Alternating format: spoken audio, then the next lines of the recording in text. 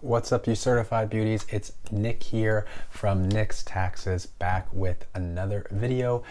Today I'm going to go through some of the questions that y'all have left in my comment sections. Thanks so much for all your questions and for all the views and feedback that I've been given. It's been hard trying to keep up with all your questions, so that's why I thought today I would do this kind of video and just answer a lot of questions that I've been seeing the most. So again, I'm Nick. I'm making videos on CERB and all things CRB. So if you're interested in that kind of stuff, please consider subscribing. And if you get value out of this video at any time, please drop a like. It really helps my channel grow and gets out to those who really need this information. So I appreciate the love that you guys have been giving me. And let's jump right into some of these questions. The first one I have is from Ivana Tisler, and she says, just to clarify, you mentioned that the total income for the year would have to be $38,000 max a year. Is that from Jan 1, 2020 to Jan 1, 2021? Or is it a year from the start of the CERB approval, so March 15th, 2020?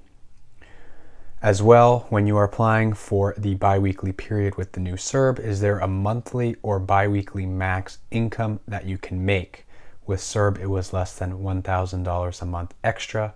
Will it be the same with CRB? Okay, so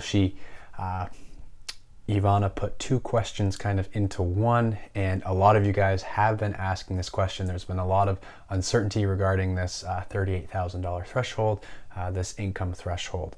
So, first things first, the $38,000 is in the calendar year. So these new CRB benefits are running from September 2020 to September 2021.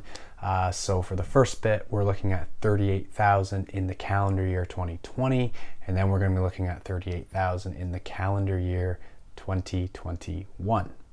If you earn more than that $38,000, you're going to have to repay either 50% or all of the CERB income that you receive. And to be clear, this $38,000 is a net income, and part of this $38,000 will also include your CERB benefit if you've received it, your child care benefit if you applied for that one, or your sickness benefit if you applied for that one as well. It just won't include any CRB payments. So any other type of payment that you've received will go towards it except the CRB. Obviously, if you're self-employed, it's the net income, so we're not looking at your gross income or your revenues. We are looking at your net income, so we're taking away all your expenses. If you have any more questions regarding that, let me know. But yeah, you don't have to worry. A lot of you guys have been asking about that, and it's your net income. So it's your total income minus your deductions, $38,000. You asked another question as well. For the CRB, is there a monthly or weekly max income that you can make? So that's kind of a little bit more complicated question. That's going to depend on your situation. But for the CRB, it's a 2-week eligibility period, right? So for that 2-week period that you're applying for, in order to qualify, you either have to not be working due to COVID, or you've had to have your income be reduced by 50% or more if you're looking at a comparison from your previous year due to COVID. So if you're an entrepreneur, or even if you end up working overtime, for that 2-week period, you have to earn less than 50% than your average income for that period, like from last year. So there's a spot on the CRA website that shows you an example, right? So if you want to look at and the nice thing about this too is the average income can be either from your 2019 average income, your 2020 average income, or the previous 12 months from the time that you're applying. So let's say in 2019, right, your average income was $500 per week, and you're now making less than that, 50% less, so you're making under 250, then you're going to qualify. But if the next week, right, you're making more, you have a big week, then you're probably not going to qualify for that week. And that's why they make you qualify for each 2-week period, because, you know, if your income does fluctuate, you may not be eligible for that certain week based on how much income you're bringing in for that week. So this 50% reduction in your average weekly income compared to the previous year due to COVID is going to be a big factor. So a lot of you guys have been asking that. Hopefully that clears some up. I'll try to go into that a little bit deeper in another video, but I hope that answers that question. All right, I got 4 questions from this guy named Calendar, and he was getting antsy. But Calendar, I was trying to wait for a video like this. But anyway, your question 2, I'm in a commission-based business, so how do I show CRA that I'm looking for more clients? I'm actually building a website to attract clients, which is going to take a couple months, so I'm not sure if that's okay with them or not. I think that has to do with I assume that's regarding your $38,000 net income for the year. So as long as you can prove that you're actively looking for work, or you're trying to generate a client base, and you're still, you know, making less than that 50% of your average weekly pay, you should qualify. And to show, if they do ask, I mean, you'll probably have proof into what you're doing with your business. I'm not sure what your business is, but proof that, you know, you're doing your marketing, you're doing your advertising, you're working. So I don't see that being a problem with the CRA. Blue Moon, how will the government be able to track everyone's job hunt and know if jobs are being turned down? Great question. Not sure. My buddy here, Ian Lloyd, shout out to you. Ian, you are a certified beauty. He took a stab at that and was talking about if maybe the employer kind of rats you out to the CRA.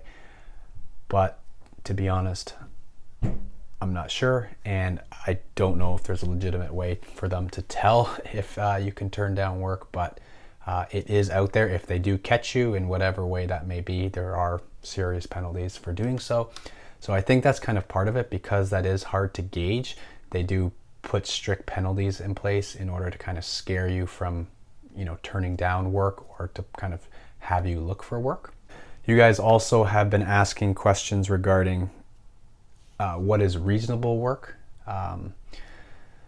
So reasonable work, from kind of my understanding, is, you know, if you applied for a job and you got the job offer and you turned it down, that would be reasonable work. If you got a full-time job opportunity and you turned that down, that would be reasonable work as well. So in terms of what might be unreasonable, I can't think of an example off the top of my head, but I believe if you were able to, you know, kind of communicate that to the CRA, it would be pretty cut and dry as to what they would consider reasonable and what not.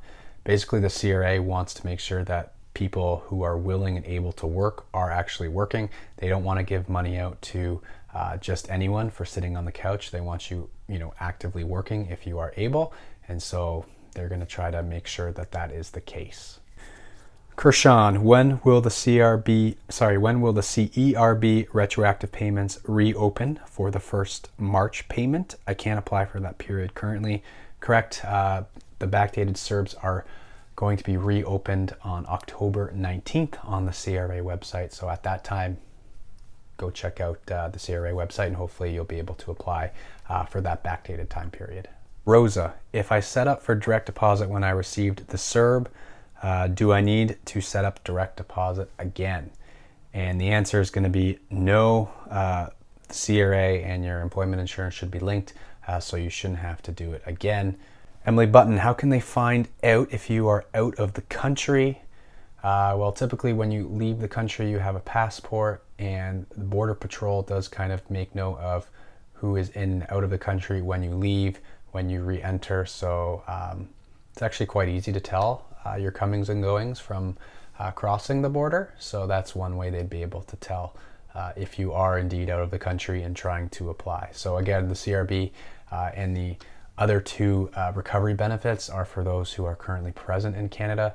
If you're outside of the country, you're going to have to look for other ways of support, but Canada is trying to help those who are living in Canada and are in Canada, right? Leafs, if I'm sick or can't go to work, can I apply for the CRSB and then apply for the CRB the following week? So the CRSB is the Canada Recovery Sickness Benefit, and then the CRB is the recovery benefit. So yes, the sickness benefit is for 1 week eligible periods. So if you are, sick for the week and you want to use that week to apply for the benefit, that is fine. And then you can apply for the CRB in the following weeks if you're still out of work. So the one thing though to note is that you can't receive both of those benefits for the same week. So you wouldn't qualify for the sickness benefit if you're already getting CERB for that week period. So they have to be different times. Here's a big question, Sabir Ahmed. I'm a full-time student now, started school from September. I am qualified for all other requirements and am actively looking for a job. Am I eligible for CRB? So a lot of you guys have been asking questions regarding where do students land in all of this? And that's a great question. There's not a whole lot of information out there regarding students, right? When the CERB was out, they had the Canada Emergency Student Benefit, which kind of, supplemented your lack of a student job because, people were out of school and you're looking for a summer job. And so that's where that benefit came in. But now they're assuming that you're in school. But I know a lot of you guys, like I was when I was in university, I had a part-time job, and that part-time job paid for my tuition. And a lot of you guys are in that category. So I did talk to a couple people at the CRA. Basically, nothing set in stone. So the best information I have for you right now regarding that is if you meet all the eligibility requirements, go ahead and apply. Whether you're a part-time student, full-time student, it doesn't matter. Just go through those eligibility requirements in the other videos that I've made. And if you, with a clean conscience, can say, yes, that's me, I qualify, yes, go ahead and apply.